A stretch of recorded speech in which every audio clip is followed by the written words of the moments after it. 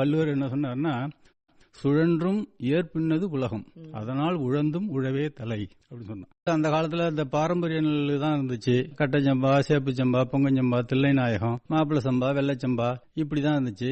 அப்புறம் குருவைன்னு ஒண்ணு அறிமுகமாச்சு. அப்பெல்லாம் ஏடிடி 31 அப்படின்னு கருணா இப்படி குருவை ரகங்கள் வரும். அதை கொஞ்சம் தான் நடுவோம். அதாவது விற்கணும், பணத்தை சம்பாதிக்கணுங்கிற ஒரு நோக்கம் இல்லாம சாதாரணமா நம்மளுடைய வீட்டுக்கு போருமானது கொஞ்சம் நடுவாங்க. இப்ப விவசாயம் வியாபார ரீதியா ஆயிட்டுன்னு வச்சுங்களேன். இப்ப நிறைய குருவை நடுறோம். அதோட இல்லாம அப்ப தண்ணி, மேட்டூர் தண்ணி நல்லா பாஞ்சுது. அதே மாதிரி ஆட்களும் பற்றாக்குறை இல்லாம இருந்துச்சு. இப்ப விவசாயம் எந்திரமயமாயிட்டு. உர பயன்பாடு அப்ப தொழு உரம் தான். வீட்டுல பாத்தீங்கன்னாக்கா மாடுகள் அதிகமா இருக்கும். 10 மாடு 8 மாடு இருக்கும். அதை உரமாக்கி போடுவாங்க. அப்புறம் கோடை காலத்துல ஆடுகளை கிடை போடுவாங்க, மாடுகளை கிடை போடுவாங்க. இந்த ரசாயன உரங்கிறது அப்ப ரொம்ப கிடையாது. எனக்கு ஒரு 20 வயசு இருக்கும்போது தான் இந்த யூரியா என்பதே பயன்பாட்டுக்கு வந்தது. ஓஹோ. அதுக்கு முன்னாடி இந்த யூரியா என்பதையோ டிஏபி என்பதையோ நாங்க பார்த்ததே கிடையாது. அப்ப என்ன வருடம் இருக்கும்? 1968 70ன்னு வச்சுங்களேன். 70 வாக்குல நான் சொல்றது. 70 75. யூரியானே ஏதோ ஒரு உரம் வந்திருக்குதா?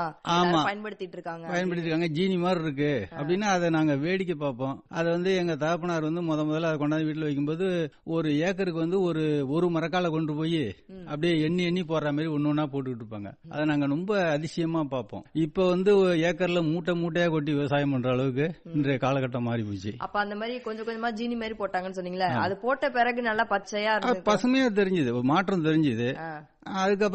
அப்புறம் எல்லாருமே இந்த ரசாயன உரத்துக்கு அடிமையாயிட்டாங்க. மாடுகள்லாம் குறைஞ்சு போச்சு, கிடை அமைக்கிறதெல்லாம் குறைஞ்சு போச்சு, எல்லாமே குறைஞ்சு போச்சு. இப்ப எல்லாமே ரசாயன உரம் இல்ல, பூச்சி மருந்து இல்லைன்னா இப்ப விவசாயமே இல்ல அப்படிங்கிற ஒரு சூழ்நிலைக்கு ஆயிட்டு.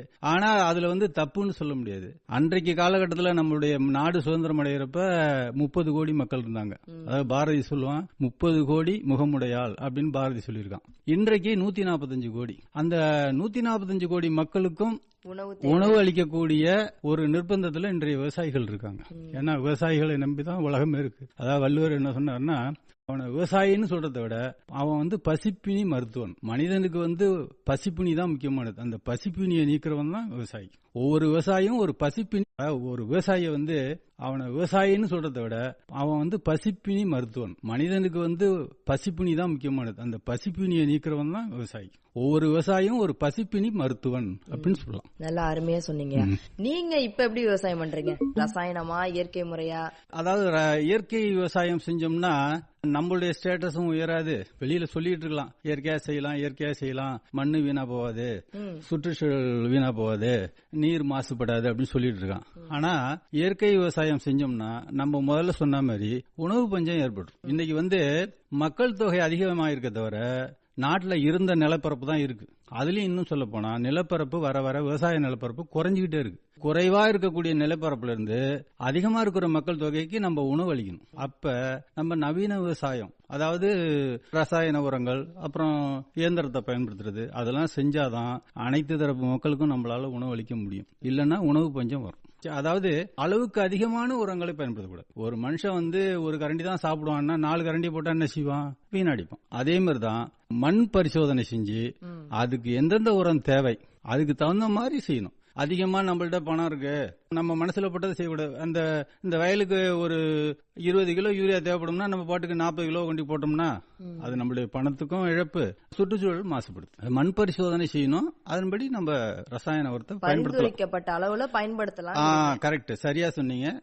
பரிந்துரைக்கப்பட்ட அளவுல நம்ம ரசாயன உரங்களையோ பூச்சி மருந்துகளையோ பயன்படுத்தலாம். பூச்சி மருந்தை பொறுத்தளவுல நம்ம விவசாய முறைகள்ல நெருக்கமா நடவு செய்யாம காற்றோட்டமா வசதி செய்து அது சுற்றி இருக்கக்கூடிய கரைகளை எல்லாம் சுத்தமா வச்சிருந்தோம்னா பூச்சி தாக்குதலை வரும் முன்னர் காக்கலாம். வந்த பிற்பாடு, அதாவது வரும் முன்னர் காவாதான் வாழ்க்கை எரி முன்னர் வைத்தூறு போல கெடும்னு சொன்னான் வள்ளுவன். வைத்தூறுனா வைக்கப்போர். வைக்கப்போர் தீப்பத்தினா எப்படி எரிஞ்சு போதோ அதே மாதிரி வர்றதுக்கு முன்னாடியே நம்ம காவந்து பண்ணிக்கணும். வெள்ளம் வர்றதுக்கு முன்னாடி அணை கட்டணும். அதே மாதிரி பூச்சி தாக்குதல் வராத அளவுக்கு நம்ம பயிரை நம்ம பாதுகாத்துக்கணும். அதுக்காக களைகள்லாம் இல்லாம பாத்துக்கணும். வரப்ப சுத்தமா வச்சுக்கணும். நடவை வந்து பட்ட நடவு செஞ்சு அதாவது காற்றோட்டம் உள்ள மாதிரி நம்ம நடவு செய்யணும். அதெல்லாம் செஞ்சோம்னா அதுக்கு முன்னாடி சொன்னாங்க நெருக்கி நட்டு நிறைந்த மகசூல் வீடு அப்படின்னு சொன்னாங்க ஒரு காலகட்டத்துல. இன்னைக்கு அப்படி கிடையாது. கலக்க நட்டு ஆமா, இப்ப வந்து நாங்கெல்லாம் வந்து எந்திர நடவு தான் நடுறோம். கிட்டத்தட்ட செடிக்கு செடி, அதாவது ஒரு பயிருக்கு பயிர் 9 அங்குலம் இடைவெளி, இந்த பக்கமும் 9 அங்குலம் இடைவெளி, அந்த அளவுக்கு இடைவெளி விட்டு தான் நடுறோம்.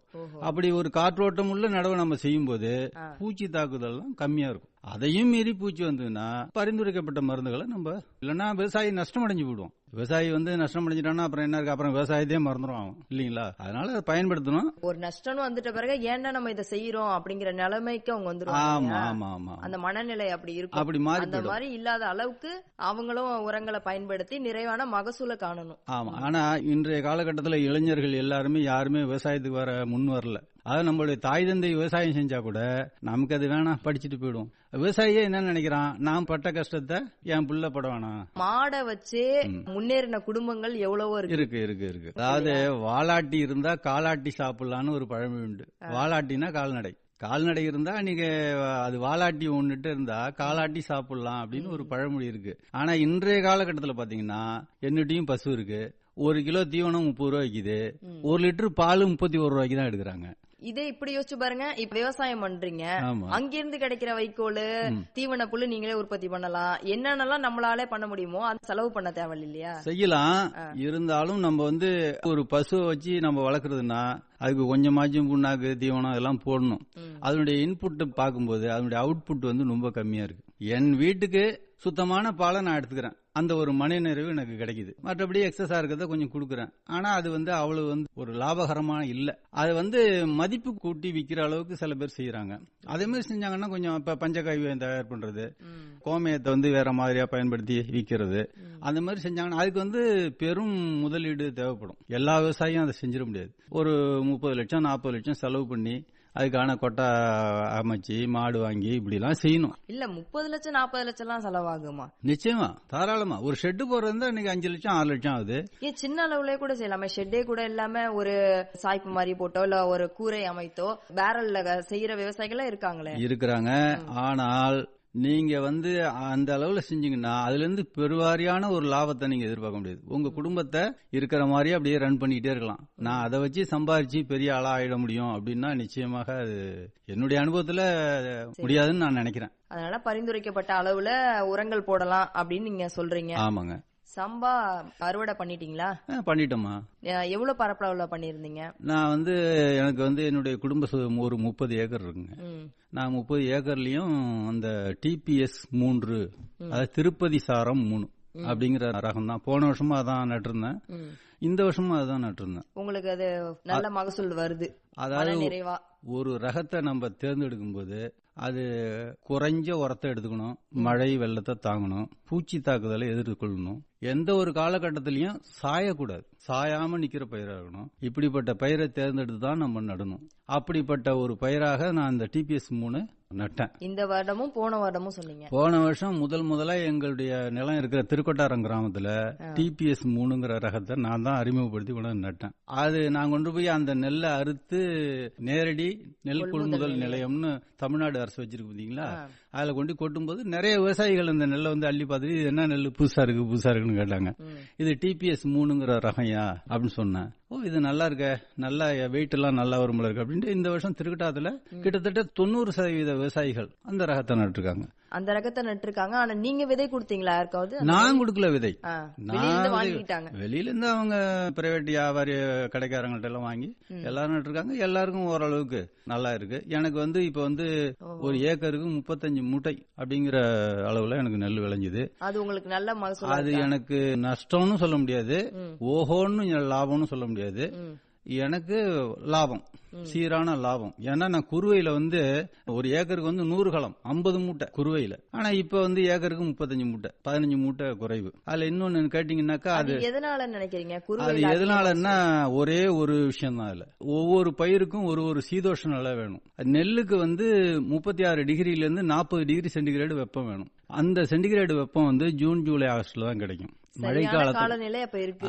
அக்டோபர் நவம்பர் டிசம்பர்ல கிடைக்காது. அதுவும் இப்ப வந்து மழையில மாட்டிக்கும் இல்லையா சம்பா? மழையில மாட்டிக்கும், அதனால பதர் அதிகரிக்கும், கருக்கான்னு சொல்றோம் இல்லையா, அது அதிகரிக்கும். பூச்சி தாக்குதலும் அதிகமா இருக்கும். ஆனா அந்த குருவை பட்டம், முன்பட்ட குருவைன்னு சொல்லுவாங்க, அதுல வந்து வெப்பமும் நல்லா கிடைக்குது, அதனால கருக்க அதிகமா ஆகாது.